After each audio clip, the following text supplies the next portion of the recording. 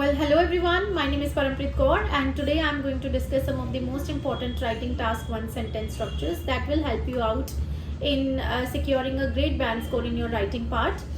आपका आइल्स examiner actually यही सारे टास्क वन सेंटेंस स्ट्रक्चर्स को ढूंढ रहा होता है आपके राइटिंग टास्क वन में. कहाँ पे आपने कंपैरिजन करना है, कहाँ पे टेंसेस इंक्लूड करने हैं, ग्रामर में कौन सी चीज़ें हैं जो इंपॉर्टेंट हैं, कैसे सेंटेंस स्ट्रक्चर्स आप इंक्लूड कर सकते हैं. So these are some of the basic sentence structures and इसमें कुछ कॉम्प्लेक्सिटीज भी इंक्लूड की हैं मैंने, ताकि आप अपना राइटिंग टास्क वन इम्प्रेसिव बना सके और अपने कुछ ऐसे बैंड स्कोर आपके एग्ज़ाम में चाहिए. अबव 6, 7, 8, 9 बैंड स्ट्रक्चर्स भी इसमें इंक्लूडेड है. सो आप वो इनको फॉलो करो, इनको प्रैक्टिस करो. थोड़े से सेंटेंसेस आप एनालाइज करो, ऑनलाइन गूगल पे जाके भी आप लिख सकते हैं. डेफिनेटली आपके अच्छे स्कोर्स ही आएंगे. So let's start the video. So what you're supposed to do in IELTS writing task 1, that is what I am going to teach you today. First of all, मैंने ये जितने भी सारे points mention किए हैं, आपको इन सबको consider करके चलना पड़ेगा. Let's say task 1 is all about tenses, grammar and preposition, active passive voice, adjectives, adverbs. इन सब के rules के आपको अच्छे से पता है. आपको टास्क 1 में एग्जामिनर को इम्प्रेस करना पड़ेगा. ये सारे रूल्स जो मैंने मेंशन किए हैं, ये 4 पॉइंट्स को कवर करते हुए क्या आप एक इम्प्रेसिव राइटिंग टास्क 1 लिखते हैं, अपनी ग्रामर की प्रेजेंटेशन अच्छी शो करते हो एग्जामिनर को, और उसी के थ्रू आपने एग्जामिनर को इम्प्रेस करना है. What you need to show the examiner in IELTS writing task 1 is first of all tenses की knowledge. Let's say जो आपने आपको टास्क 1 मिला है लिखने के लिए, क्या वो पास्ट टेंस में, अगर पास्ट टेंस पास्ट के ईयर्स यूज किया तो उसमें कौन सा पास्ट टेंस यूज होना चाहिए, continuous tense, perfect tense, indefinite tense, या फिर पास्ट परफेक्ट कॉन्टिन्यूअस टेंस. आपको ये सारी इंफॉर्मेशंस की जो है नॉलेज होनी चाहिए. ग्रामर में देन आपकी टेंसेस के अलावा और ग्रामर में कौन सा पार्ट है, preposition, active passive voice, main verbs, relative clauses, adjectives, adverbs, ये सारी नॉलेज आपको शो करनी है. So grammar is very very important in your writing task 1. आपको ग्रामर के थ्रू ही इम्प्रेस करना है एग्जामिनर को. राइटिंग टास्क 2 में क्या होता है, आप एक पर्टिकुलर टॉपिक को पकड़ के उसके अलग अलग सेंटेंस फॉर्मेशंस दिखाते हो, उसमें भी ग्रामर की नॉलेज आप शो करते हैं. बट मेजरली राइटिंग टास्क में आप ये बताते हो कि आपको एक पर्टिकुलर टॉपिक दिया गया है और उससे रिलेटेड आप एक्सप्लेनेशंस, डीप एक्सप्लेनेशंस प्रोवाइड करते हैं कि नहीं. राइटिंग टास्क 1 में क्लियरली एग्जामिनर चाहता है कि आपकी ग्रामर के ऊपर पकड़ कितनी है वो चेक करें. Next is sentence variation. देखो सेंटेंस वेरिएशन मतलब आपने कहीं पे ब्रैकेट्स इंक्लूड किया, कहीं रिस्पेक्टिवली वाला सेंटेंस, कहीं compare to, in comparison to, then का कंपैरिजन, कहीं पे आपने ब्रैकेट्स यूज करके फिगर्स मेंशन किए हैं. सेंटेंस वेरिएशन में हर तरीके से आपको नए नए सेंटेंसेस बना के एग्जामिनर को इम्प्रेस करना है. उसके बारे में भी हम इसमें बात करेंगे. देन स्ट्रक्चर ऑफ टास्क 1, जो आपका पैटर्न है टास्क 1 का, क्या आप वो फॉलो करते हो अच्छे से. आपको पता है कि पहले इंट्रो, देन आपने स्टार्टिंग फीचर को ही लिखनी है, that is overall paragraph, then main body paragraph 1 और 2 में आप प्रॉपर कंपैरिजंस करते हैं, डाटा मेंशन करते हैं. सो ये सारी चीजें मेंशन करनी है आपने. Next is comparison. सो आप क्या कंपैरेटिव सेंटेंसेस बना सकते हो, while, whereas, then, in contrast, in comparison to, with context to, compared to. ऐसे के आप वेरिएशंस शो करने के लिए, कंपैरिजन शो करने के लिए ये सारे कनेक्टर्स ऐड करते हो. आइल्स एग्जामिनर ये सारी चीज़ों को चेक करने वाला है आपके टास्क 1 में. सो फटाफट से हम इसके कैसे के सेंटेंसेस आप बना सकते हैं, चलो वो चेक करते हैं. पहले टास्क 1 में क्या इंपॉर्टेंट है वो देख लेते हैं. What you need to keep in mind, first of all, tenses बहुत important है. Task 1 is all about tenses, grammar. Show your GRA, that means grammatical range of accuracy. अपने एग्जामिनर को अपने ग्रामेटिकल रेंज ऑफ एक्यूरेसी कितनी है, आपको कितने अच्छे से हर एक ग्रामर रूल के बारे में नॉलेज है वो बताओ. अगर आपका टास्क 1 प्रेजेंट में है तो प्रेजेंट के सेंटेंस, फ्यूचर में है तो फ्यूचर के बेसिक्स आपके क्लियर हैं टेंसेस के, that is what your IELTS examiner is going to check in your task 1. What is past simple, जैसे subject was verb plus object जिसमें सिचुएशन एक्सप्रेस होती है. What is past indefinite, subject plus verb की second form plus object जिसमें आपका action involve होता है जो पास्ट में आपने किया. प्रेजेंट परफेक्ट की नॉलेज है या नहीं, फ्यूचर टेंस आपको क्लियर है या नहीं. IELTS wants to check whether you have tense clarity. आपकी टेंस की क्लैरिटी आपको पता है कि रिया पास्ट में किस समय में हुई है, किस तरीके की सिचुएशन में वो जो आपका चार्ट है, लाइन है, पाई है या बार चार्ट है, कैसे की सिचुएशन दिखा रहा है. कॉन्टिन्यूअस टेंस यूज होगा या परफेक्ट टेंस यूज होगा, ये नॉलेज आपको होनी चाहिए। जैसे प्रोसेस चार्ट है, तो उसमें आपकी पैसिव्स बहुत यूज हो रहे हैं, एंड फ्लो चार्ट्स में पैसिव्स यूज हो रहे हैं इंडेफिनिट के साथ। प्लस मैप्स में आपकी प्रॉपर चेकिंग होती है कि ये इस साल में ये चीजें बनी, देन इस साल में ये ऐसे हुआ, पास्ट से प्रेजेंट से फ्यूचर की सारी आपको वेरिएशंस शो करनी पड़ती हैं। You have to show your command over the language. Show that you have the ability to understand and use different tenses in your task. आपको अलग अलग टेंसेस प्लस आपकी कमांड कितनी ज्यादा है ग्रामर पे और लैंग्वेज के ऊपर, यही आपको आपकी ऑपरेशनल कमांड दिखानी है। ग्रामर वेरिएशन में हम चेक करते हैं क्या क्या आता है। जैसे कि प्रेपोजिशन में सबसे पहले आप ऐसे सेंटेंसेस बना सकते हैं, from the year this to the year that, ऐसे करके। बिटवीन अमंग, आपको बिटवीन पता, दो जनों के बीच में, अमंग मतलब बहुत सारे लोगों के बीच में। अबाउट की knowledge, in, of, at, on, over, to, from, for. That means आप कोई भी अगर सैंपल पढ़ते हो राइटिंग टास्क 1 में, तो उसमें नोट किया करो फ्रॉम और टू का सेंटेंस कैसे बना, between, among, in, of, at, on, over, to, from, for, ये कैसे यूज हुए हुए, ये आपको एग्जामिनर को दिखाना पड़ेगा। नेक्स्ट इज पैसिव्स चेक करते हैं आप, पैसिव्स कैसे बनेंगे। Let's say object plus is am are plus third form of subject, right. Object plus was were, ये प्रेजेंट इंडेफिनिट का पैसिव था, ये पास्ट इंडेफिनिट का पैसिव है। Object plus was were plus third form of verb, then has have not been plus third form of verb, had not been plus third form. ये ज्यादातर आपका been वाले जो है वो मैप्स में यूज हो जाते हैं ये सेंटेंसेस। देन आपको मेन वर्ब्स की नॉलेज है कि नहीं। कई बार क्या होता है, आप हैज के साथ थर्ड फॉर्म वो प्रेजेंट परफेक्ट टेंस में जाता है, लेकिन अकेला हैज लगा है, अकेला हैव लगा है, अकेला हैड लगा है। सो क्या आपको इन सब की नॉलेज है कि ये टेंसेस में क्या रोल प्ले करते हैं, एक सेंटेंस में ये क्या रोल प्ले कर रहे हैं। हैज मेन वर्ब है, मेरे पास ये है, या फिर वहां पर ये चीज थी। आप एक सिचुएशन इस तरीके से एक्सप्रेस करें कि उस जगह पे वो चीज ऑलरेडी लोकेटेड थी, सिचुएटेड थी। ये मैप्स में बहुत ज्यादा काम करेगा आपके। Next is pronouns. Relative pronouns आपके बहुत यूज होते हैं, जैसे which, that, who, whom, whose, where.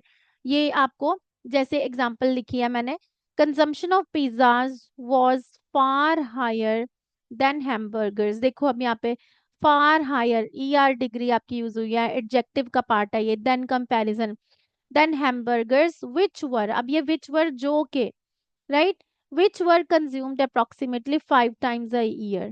Next sentence check करते हैं, the percentage of people who access the internet from home fell from approximately 55 in 1998 to 48 in 2000। अब देखो यहाँ पे percentage of people who, यहाँ पे who क्या है, एक relative pronoun है, right। From home fell from approximately 55, कहते जो इन्होंने इंटरनेट घर से यूज किया उनकी परसेंटेज गिर गई। अब फ्रॉम से जो है टू वाला सेंटेंस यहाँ इंक्लूड किया गया। नेक्स्ट एग्जांपल चेक करो, देखो the second most common place where people access the net was office. अब अगेन यहाँ पे वेयर, जहां पर लोगों ने इंटरनेट एक्सेस किया वो था office. Next example, above 350,000, next is above 350,000 was spent by the French on computers, which was slightly more than the British, who spent exactly 350,000। देखो आपको पता होना चाहिए which का आना है, that का आना है, who इंडिविजुअल्स के लिए यूज होता है। सो ये नॉलेज अगर आपको नहीं है तो आप डेफिनेटली अपने स्कोर्स कम ही लेके जाएंगे एग्जाम में। सो आपने बताया 350,000 पाउंड वॉज स्पेंट। अब देखो ये पैसे में बना हुआ, इतना खर्चा गया किसके द्वारा, फ्रेंच के द्वारा, किस पर, on computers, which relative pronoun आ गया, जो कि स्लाइटली ज्यादा था, आपका ये एडवर्ब जा रहा है।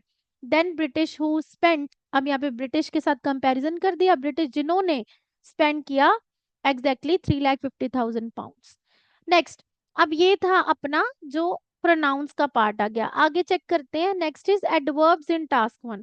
एडवर्ब्स क्या है, gradually, moderately, sharply, slightly, steadily, significantly, considerably, rapidly, slowly, modestly. ये सारे क्या है, आपके एडवर्ब्स के पार्ट हैं। सो एग्जांपल चेक करते हैं, water consumption was considerably higher.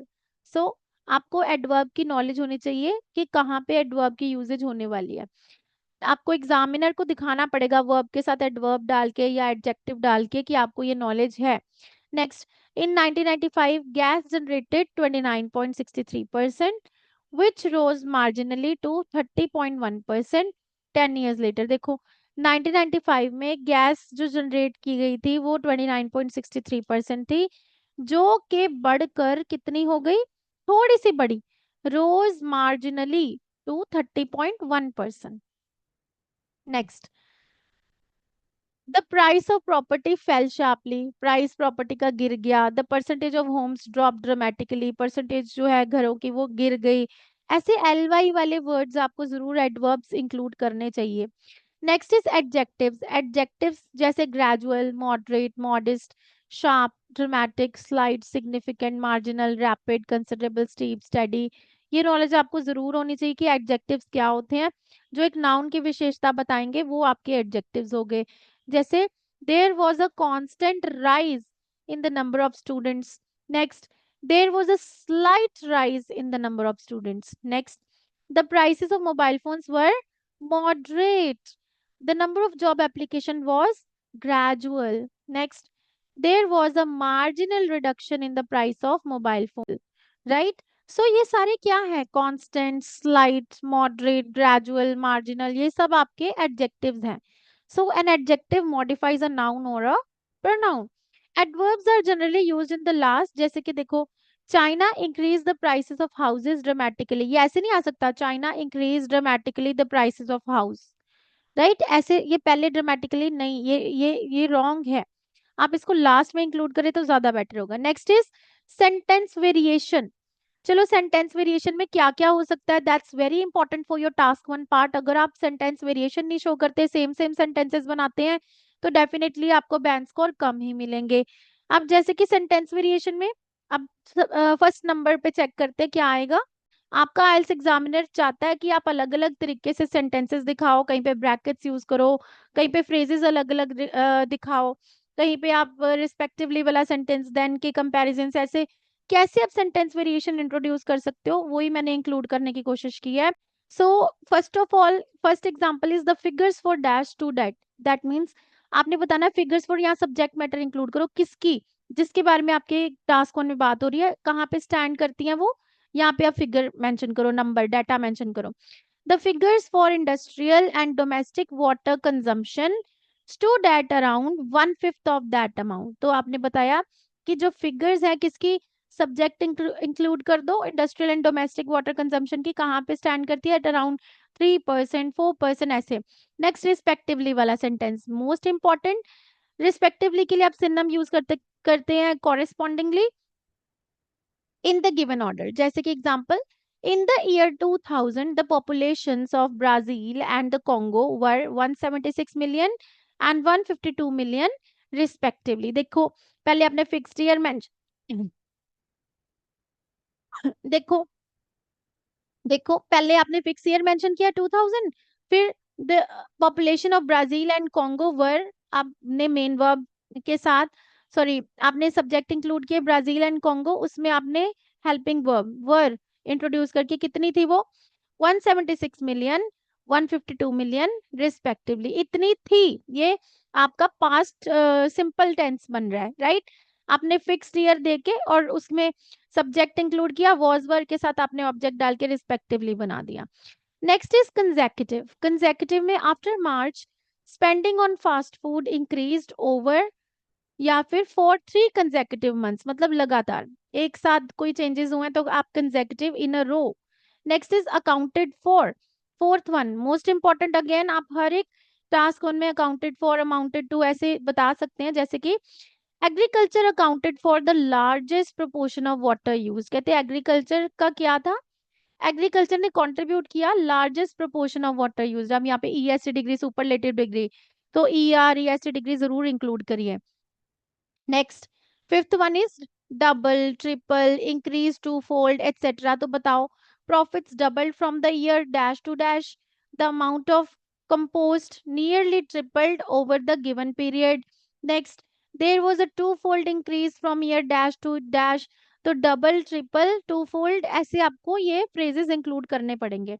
Next is comparison कैसे करोगे आप, while, whereas, on the one hand, ऐसे कर करके आपको कंपैरिजन करने हैं। जैसे कि while, 1 out of 10 of them uses bus while the same proportion of these people takes the taxi for commuting. आपने बताया 10 में से एटलीस्ट एक तो बस यूज करता है, while सेम प्रोपोर्शन मतलब उतना ही एक ही जो है वो while the same proportion of these people takes the taxi for community. तो आपने बताया सेम प्रोपोर्शन ही जो है वो टैक्सी भी लेता है. Next, just over half of the car users travel by car to go to work while 45% use it for business purpose. इस तरीके से आप सेंटेंसेस बनाओ while और whereas वाले. नेक्स्ट आपका सेकंड बन गया whereas.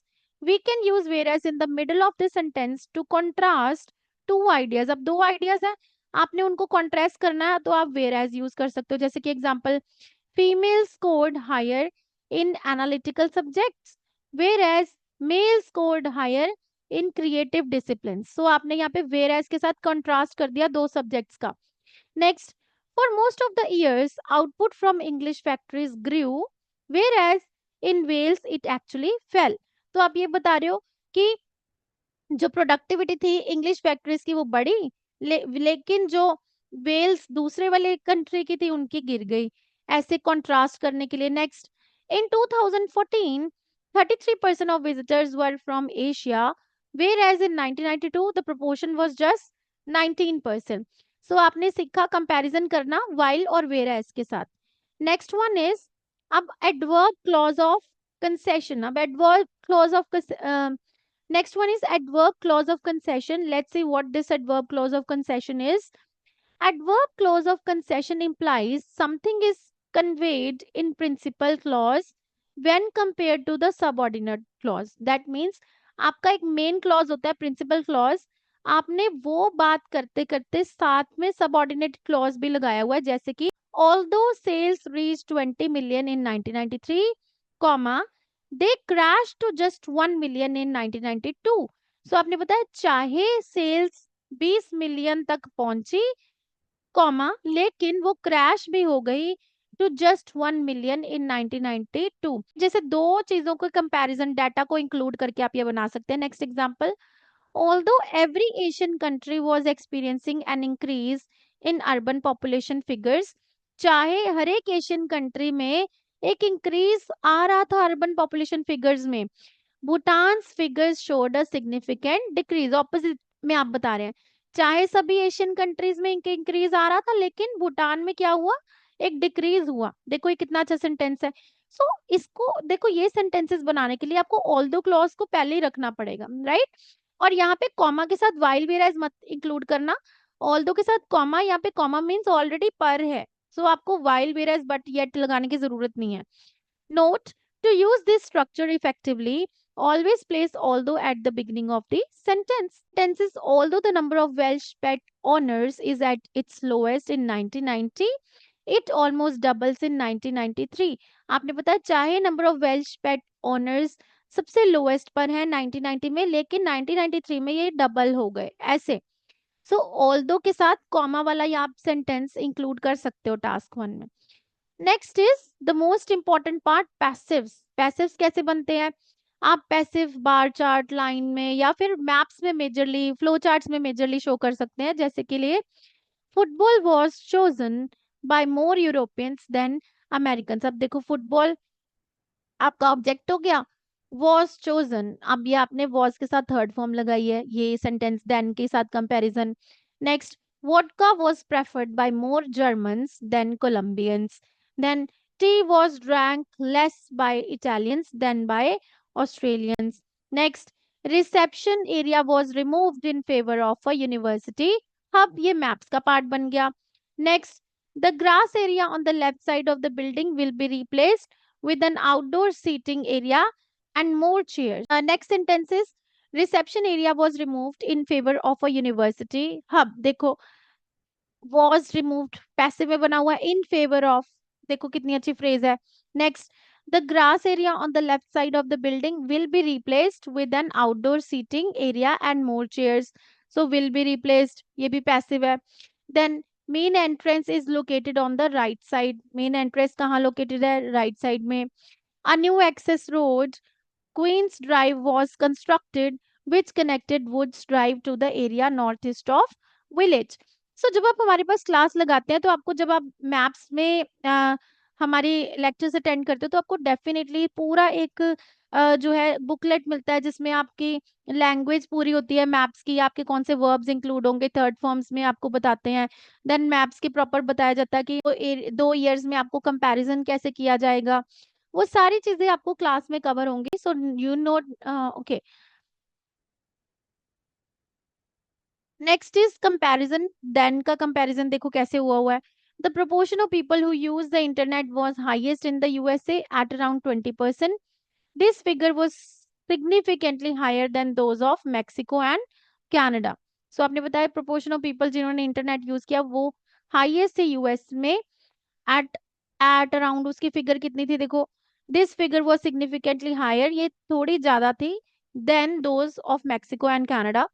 Next more less adjective and then देखो, cruises were more popular than beach holidays in 2012। तो मोर और लेस देखो ऐसे आप इंक्लूड कर सकते हैं। पॉपुलर देन एडजेक्टिव, पॉपुलर हो गया, मोर हो गया, देन आप अपना जो है ऑब्जेक्ट इंक्लूड कर सकते हैं। Next high, low, few, ER plus then, ये भी आप सेंटेंस स्ट्रक्चर इंक्लूड कर सकते हो।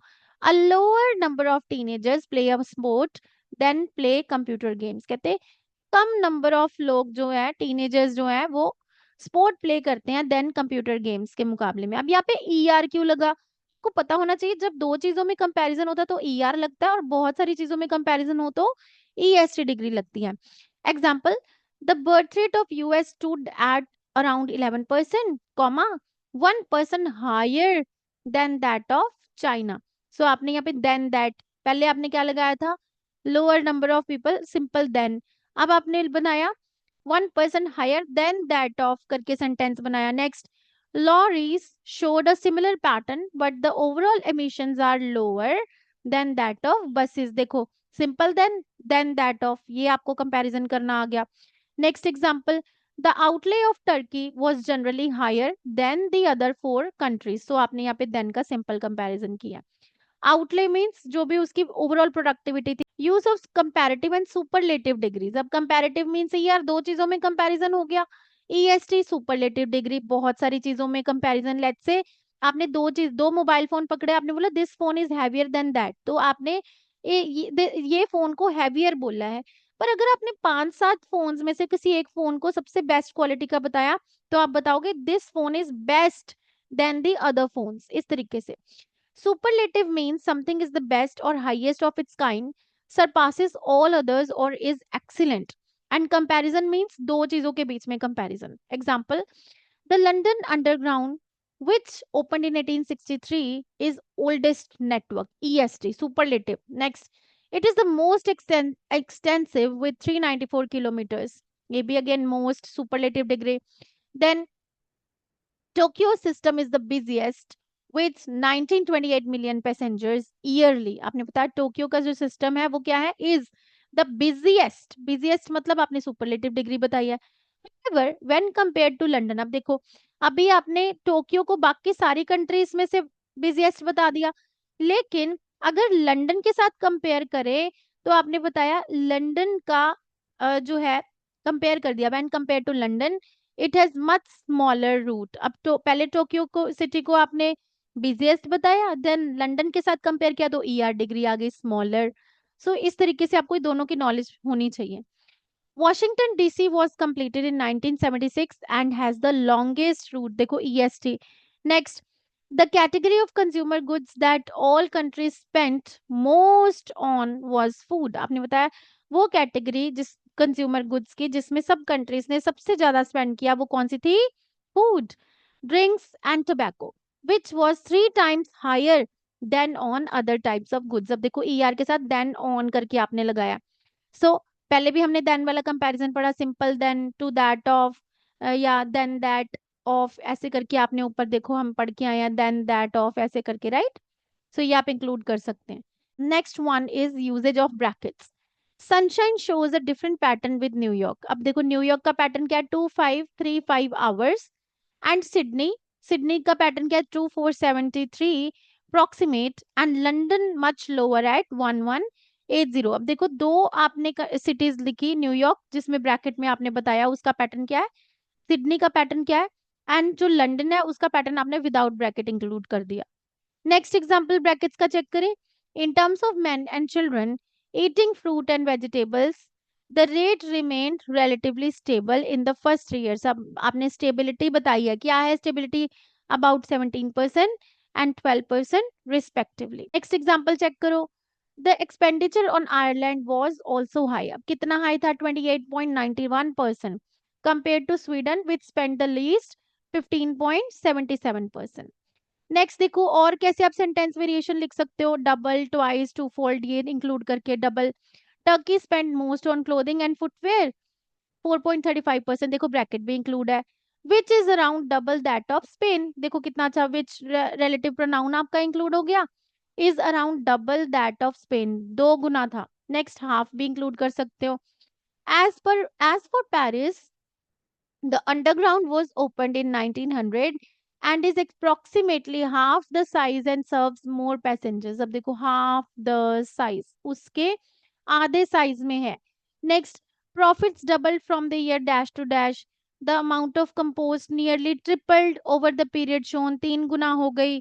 the amount of compost increased nearly threefold over the period shown, again 3 गुना। Next, there was a two fold increase from year dash to dash, 2 गुना increase हुआ। Next sentence, there was nearly three fold increase in the amount of compost over the period shown. So double, triple, half, right, ये आप predeterminers की usages भी include कर सकते हैं। Now you already know कि task 1 किस हिसाब से होता है। टास्क 1 में आपकी intro, overall, main body paragraph 1 and main body paragraph 2, यही आपका स्ट्रक्चर रहेगा टास्क 1 का। So how you can write an impressive writing task 1 intro. सबसे पहले आप ऐसे लिख सकते हो, the information pertaining to dash, यहाँ पे आप सब्जेक्ट मैटर इंक्लूड करो जो आपके राइटिंग टास्क 1 में क्वेश्चन है। The information pertaining to dash has been illustrated, depicted, shown by the given bar, pie, table, chart. Overall में आप स्टार्किंग फीचर्स दो, compare to, then, while, whereas, tense की clarity clear करो, right. Main body paragraph 1 में tense variation दो, active passive voice लगाओ, sentence variation include करो, then, while, whereas, sentence variation जो मैंने ऊपर अभी अभी इतने सारे आपको सेंटेंसेस दिए, आप इनमें से कुछ इंक्लूड करो अपने टास्क 1 में, right. Then, while, whereas, punctuation marks proper होने चाहिए, कॉमा कॉमा हर जगह पे हो, कंजंक्शन एंड की यूजेज आपको प्रॉपर पता होना चाहिए, respectively, but, however, accounted for, amounted to, double, twice, two fold, three fold, right. Then adjectives, adverbs, er, est, ly, ये सब आपको पता होना चाहिए आपके टास्क 1 में, तो ही आप एक इम्प्रेसिव राइटिंग टास्क 1 लिख पाएंगे। सो आई होप आप ये सारे के सारे टास्क 1 सेंटेंसेस इंक्लूड करो अपने राइटिंग टास्क 1 में, and definitely you will be able to score a good band score. अगर आप राइटिंग टास्क 2 में कहीं ना कहीं आइडियाज की गड़बड़ कर भी जाते हो, तो भी आप डेफिनेटली, अगर आप इन पैटर्न्स के अकॉर्डिंग चलोगे, अपना टास्क 1 अच्छे से लिख लो। टास्क 2 में थोड़ी बहुत ग्रामर की मिस्टेक हो जाए, आइडिया अच्छे से नहीं लिखा, तो भी ज्यादा मैटर नहीं करता। अगर आपका टास्क 1 इंप्रेसिव है तो आपके 6 स्कोर बन जाएंगे। टास्क 2 में आपको ऑलरेडी हमारी टेक्निक पता ही है कि हम सारे आइडियाज देते हैं, कनेक्टर्स देते हैं, टेम्पलेट्स देते हैं, आइडियाज में वोकैबुलरी, सिनोनिम्स लिख के दे रहे हैं आपको। सो वो आप पढ़ो, उसके साथ ही साथ आप टास्क 1 में ये सारे नोट्स जरूर फॉलो करो, ये सारे राइटिंग टास्क 1 सेंटेंस स्ट्रक्चर्स को फॉलो करो, डेफिनेटली आपका एक अच्छा बैंड स्कोर बनेगा, right. Okay, see you in the next video.